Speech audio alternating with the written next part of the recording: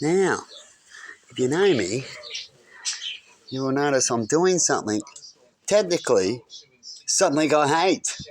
And a pain in the ass. Now, if it's really important to you, you'll do it anyway, right?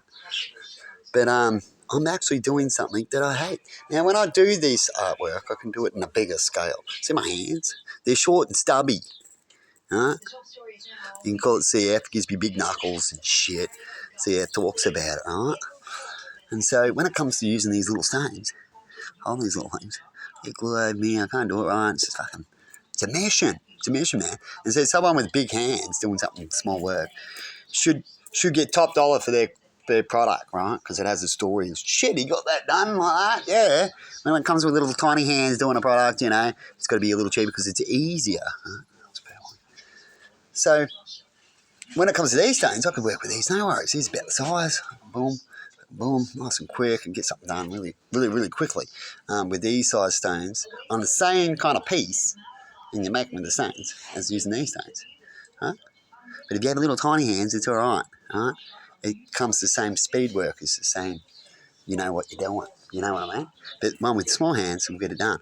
And then if you have big hands, right, you just can't get it done properly. Right? And if you have two little small hands that you can't hold things properly because it's too weak, then you can't get it done. There's a balance, isn't there?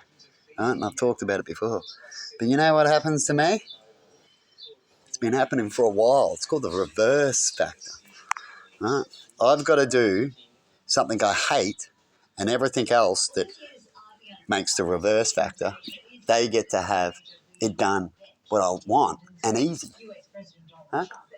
Shocking, eh? But that's a pattern I see until people can prove me wrong and watch all my videos about the pattern. But a few people know about the pattern. They don't know as good as me, but they do see.